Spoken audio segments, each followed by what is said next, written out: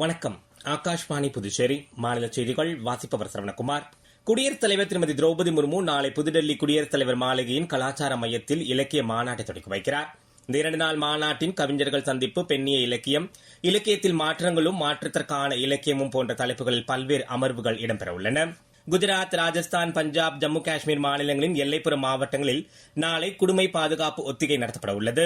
அவசர கால நிலவரங்களை எதிர்கொள்வதற்கான தயார் நிலையை மதிப்பிடும் வகையில் இந்த ஒத்திகைக்கு ஏற்பாடு செய்யப்பட்டுள்ளது. பிரதமர் திரு நரேந்திர மோடி நாளை முதல் சிக்கிம், மேற்கு வங்கம், பீகார், உத்தரப்பிரதேஷ் ஆகிய மாநிலங்களுக்கு 2 நாள் பயணம் மேற்கொள்கிறார். இப்பயணத்தின் போது மொத்தம் 70,000 கோடி ரூபாய் மதிப்பில் பல்வேறு வளர்ச்சித்திட்டங்களை இவர் தொடக்கி வைத்தும் வேறு பல திட்டங்களுக்கும் அடிக்கல் நாட்டுகிறார். விவசாய வளர்ச்சிக்கான மத்திய அரசின் விக்சித் கிருஷி சங்கல்ப் அபியான் பிரச்சார இயக்கம் புதுச்சேரி உட்பட நாட்டின் 700 மாவட்டங்களில் அனைத்து வேளாண் அறிவியல் நிலையங்கள் மூலமாக நாளை முதல் வரும் ஜூன் 12ஆம் தேதி வரை அமலாக உள்ளது. புதுச்சேரி பல்கலைக்கழக வளாகத்தில் திறந்தவெளி அரங்கத்தையும் பல்வேறு இடங்களில் நிறுவப்பட்டுள்ள செல்ஃபி பாயிண்டுகளையும் மாணவர்களிடையே ஒழுக்க நெறிமுறைகளை பராமரிப்பதற்கான கண்காணிப்பு குழுவையும் துணைவேந்தர் பேராசிரியர் பிரகாஷ் பாபு திறந்து வைத்தார்.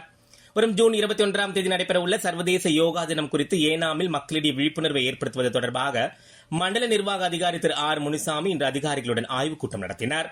இன்று வடமேற்கு வங்கக்கடலில் நிலவும் ஆழ்ந்த காற்றழுத்த தாழ்வு பகுதி அடுத்த 24 மணி நேரத்தில் காற்றழுத்த தாழ்வு மண்டலமாக வலுப்பெறக்கூடும் என எதிர்பார்க்கப்படுகிறது. தென்னிந்திய பகுதிகளின் மேல் வளிமண்டல கீழடுக்கு சுழற்சி நிலவுகிறது. இதன் காரணமாக தமிழகத்திலும் புதுவை, காரைக்கால் பகுதிகளிலும் மேல் சில நாட்களுக்கு மழை நீட்டிக்கலாம் என எதிர்பார்க்கப்படுகிறது. இத்துடன் செய்தி சுருக்கம்